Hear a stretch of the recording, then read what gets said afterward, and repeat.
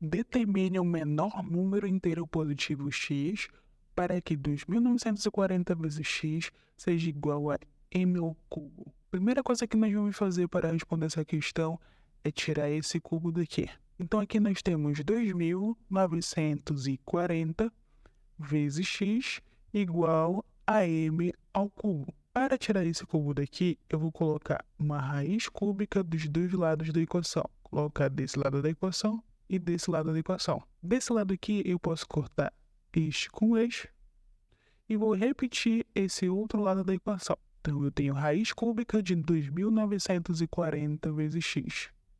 E isso aqui agora vai ser igual a m. Lembre-se que o que nós estamos procurando aqui é o valor de x. Qual o valor que x deve ter, o valor mínimo, para que esse valor aqui saia da raiz? Lembrando que, quando nós fazemos essas alterações dos dois lados da equação, nós não estamos alterando a equação, nós estamos reescrevendo a equação de uma outra forma. Então, o resultado que vou obter fazendo essas alterações dos dois lados é o mesmo que eu obteria se eu deixasse a equação exatamente do mesmo jeito que ela estava. E daqui a pouco eu vou mostrar por quê. Mas voltando aqui ao nosso problema, notem que para tirar esse número aqui da raiz, ou seja, para que eu consiga cortar esse 3 com o expoente daqui, que por enquanto é 1, eu tenho que transformar isso aqui em um cubo perfeito, ou seja, em um número que possui a raiz cúbica exata. Por que exata? Porque m tem que ser um número inteiro.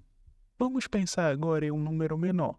Vamos supor que eu tivesse aqui a raiz quadrada de 3x. Qual o menor número possível que eu poderia dar para esse x para que isso aqui fosse uma raiz quadrada exata? Ele não poderia ser 1, porque 3 vezes 1 seria 3.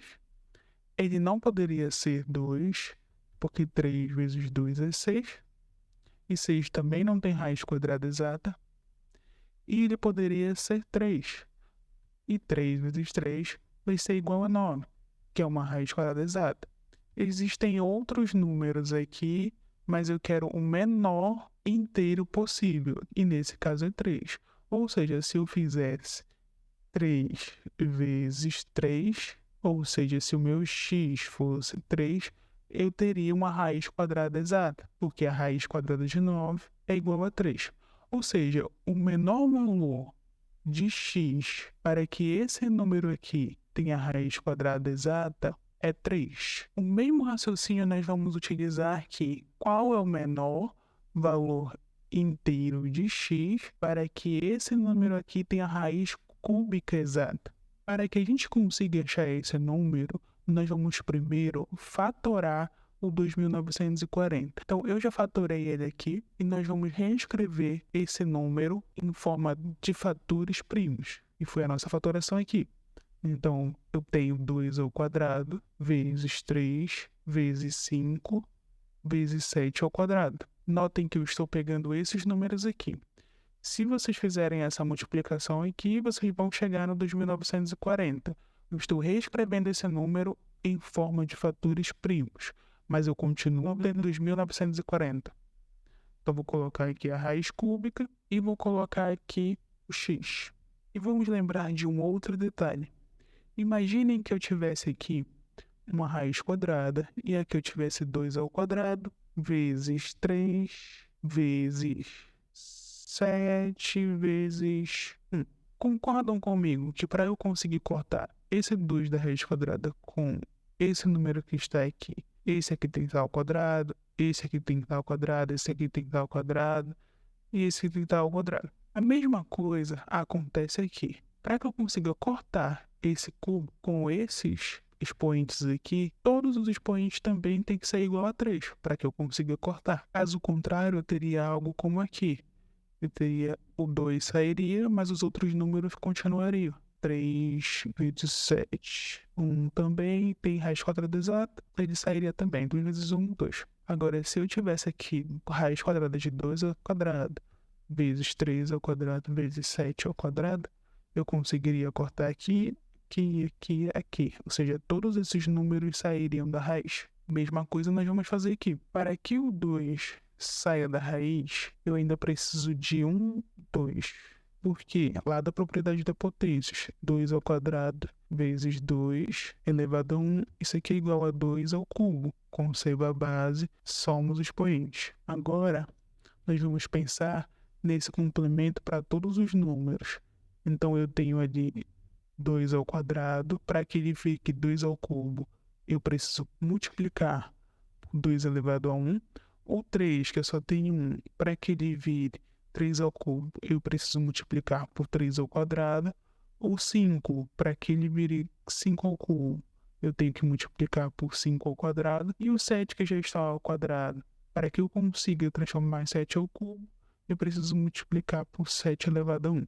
Isso aqui vai ser igual a 7 ao cubo, isso aqui é 5 ao cubo, isso aqui é 3 ao cubo e isso aqui 2 ao cubo.